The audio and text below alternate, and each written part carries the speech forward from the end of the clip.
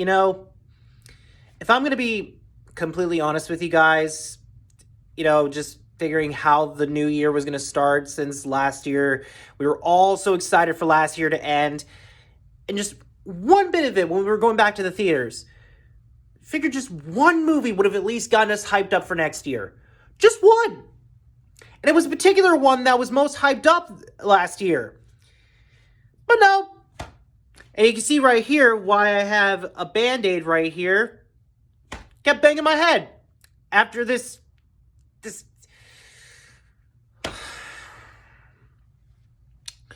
But I digress. So, anyway, Wonder Woman 1984.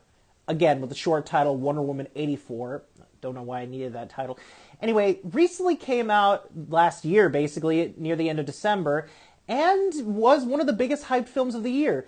Just basically tried to get the cash back for what, Justice League did and, the really bad Batman versus Superman film tried to do.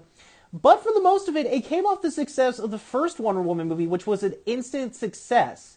Now, mind you, most people enjoyed it, but honestly, I certainly enjoyed it, and I was mostly hyped for this second film to come out. Now, needless to say, that wasn't how I felt when... Oh. Well, this is embarrassing, isn't it? Let's just move all this over. Oh, well, there's a pillow there. Yeah, this was all my other Christmas stuff that I got last year, so there's that. Oh, how did that get there?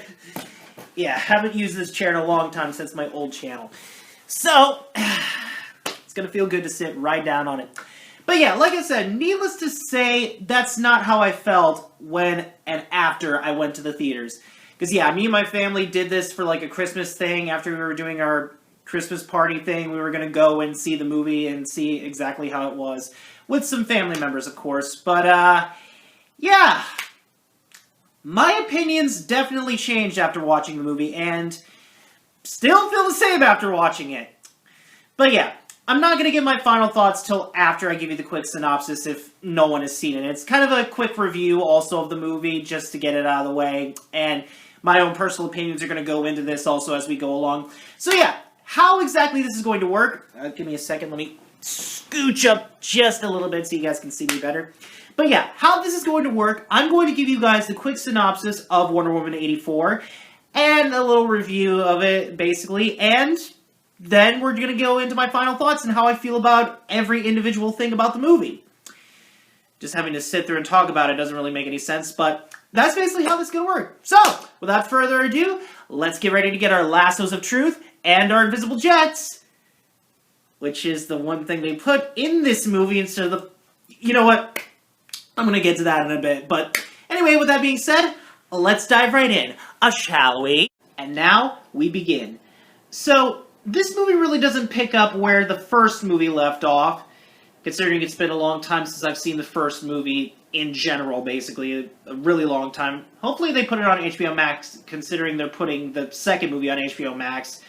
Yeah, again, with the whole Warner Brothers thing they're doing. But anyway, basically it does pick up, actually, back in Diana's past. And considering we already knew much about Diana in the first movie in her past, we really don't need to know much more in this past as she was a little kid. Oh yeah, also apparently it started on this weird Amazonist games on a tiny little floating platform of sand that had some weird contests going on. Also some like gyro thing going on the side of it, which the people on that side couldn't really see it much because it was like underneath them. I'm just imagining like they just like look over and they end up actually falling over the railing. That would be terrible and terrifying. They would probably get a lot of lawsuits. Though considering they're Amazons, they don't really get much like economy there. So anyway, after cutting away from that, we actually cut to the 80s. Yeah, this movie is chock full of 80s stuff that happens in it. Go figure, I guess. But we also actually do get into the current status of Diana's life as Wonder Woman.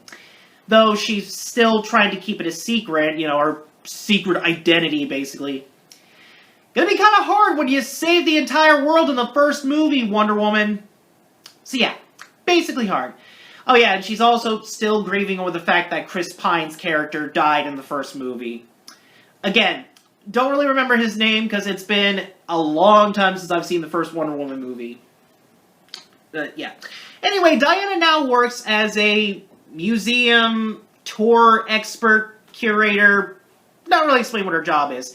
And she's introduced to a new intern, Barbara, who is basically a clumsy girl that, just likes Diana and wants to be her friend, and you basically know that.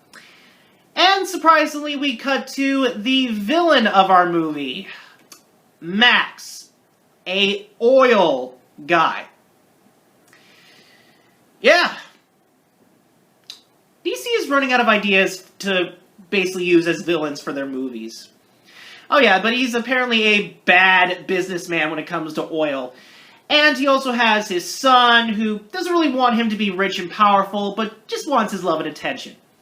I mean, considering the kid's face after the movie, I can see why he needs the attention from his father.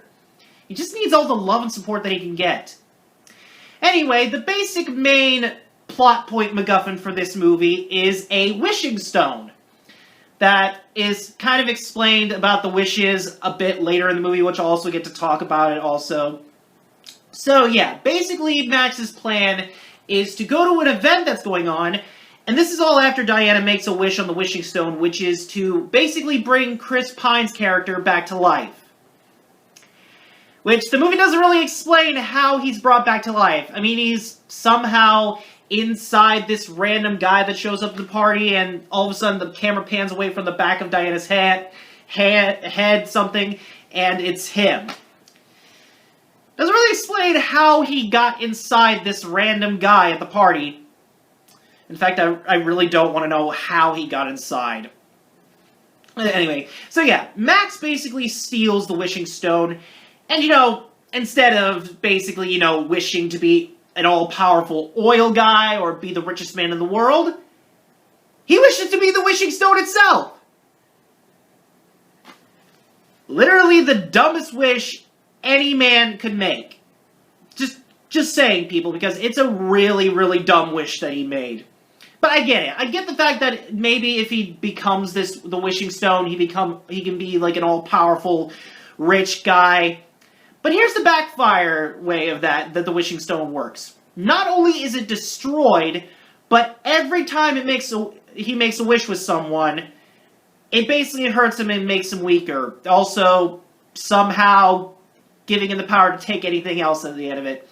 Yeah, the movie basically explains halfway in it after Diana tries twice to get Max back, but realizes that she's losing her power, which I'll explain that for Barbara's character in this.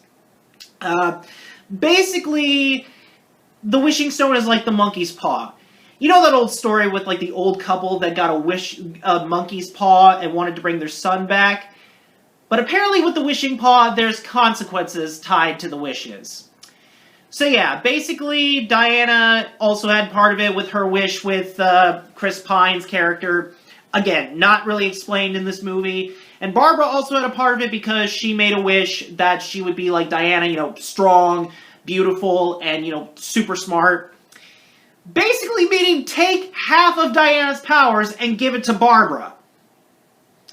Yeah, that logic makes perfect sense. Oh yeah, and she also becomes a villain in the movie. Yeah.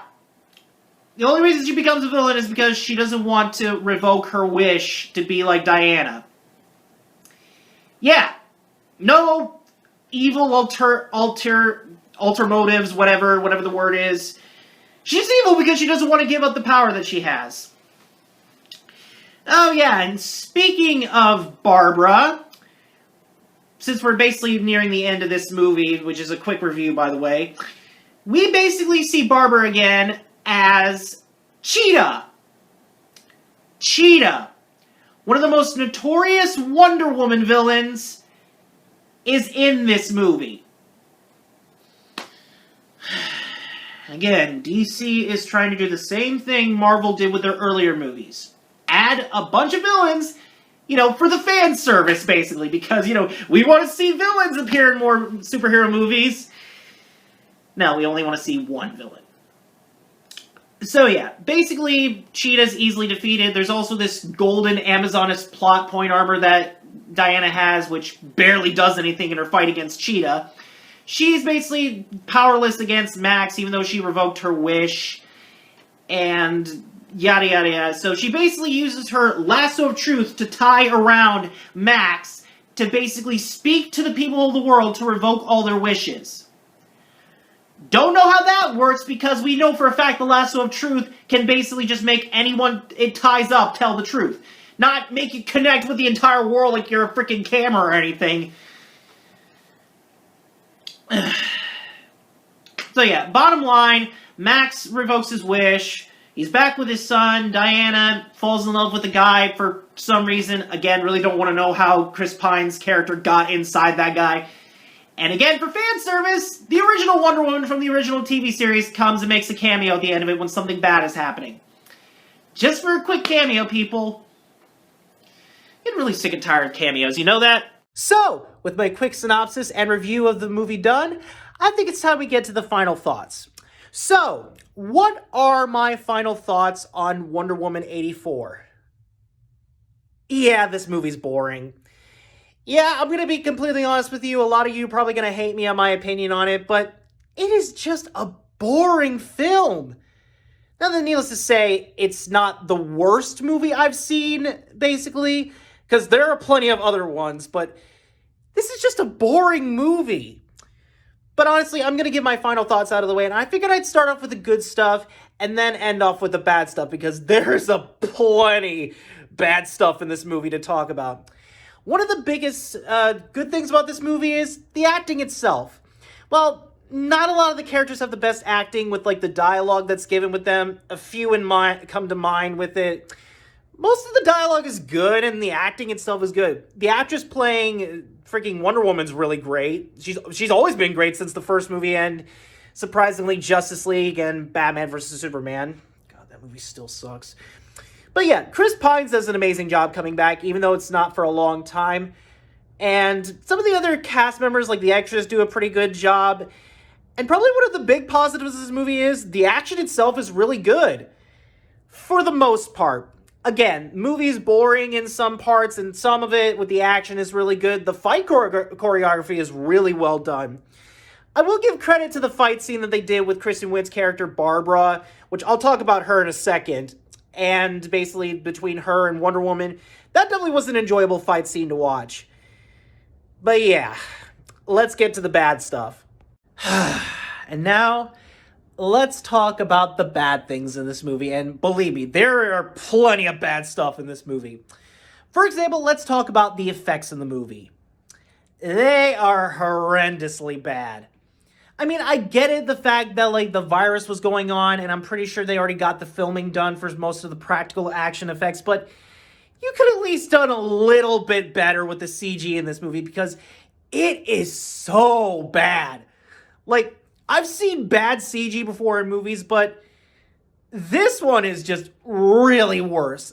And I hate to say it, it's even worse on the lasso effects and some of the other stuff. But yeah, it's really bad effects, and you could have at least put a little bit more budget into the effects for it. At least made them like halfway decent. Now let's talk about the bigger flaws in the movie. But this one I want to get out of the way because I was super upset about how this happened in the movie. So you know about Wonder Woman's invisible jet and her, flying abilities that were in the comics?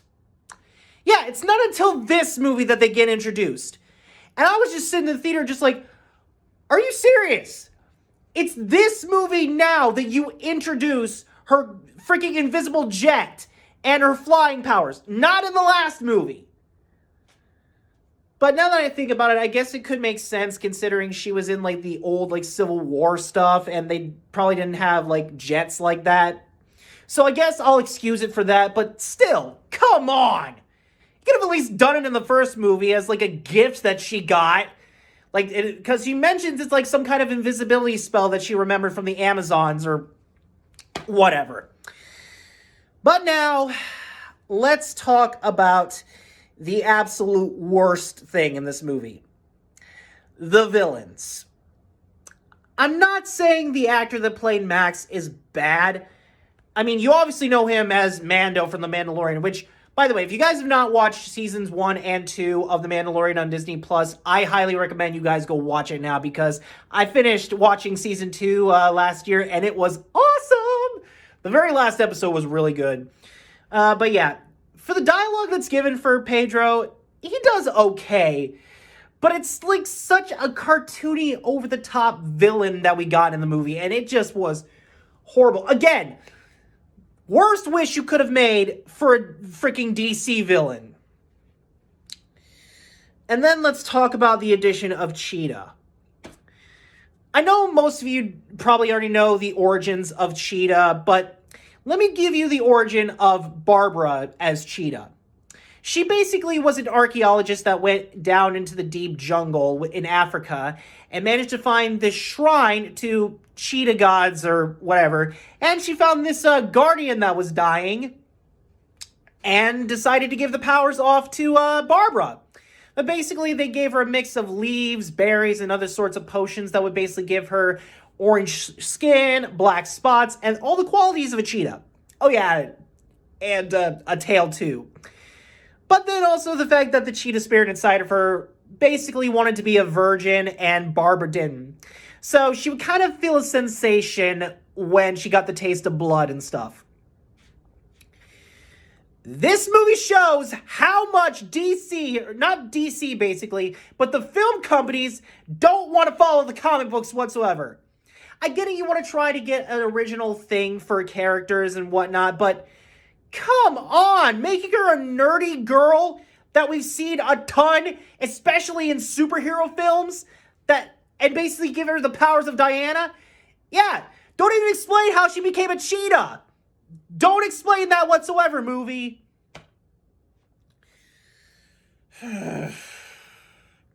Honestly, now that I'm thinking about it, I now kind of want to bang my head on my desk over there.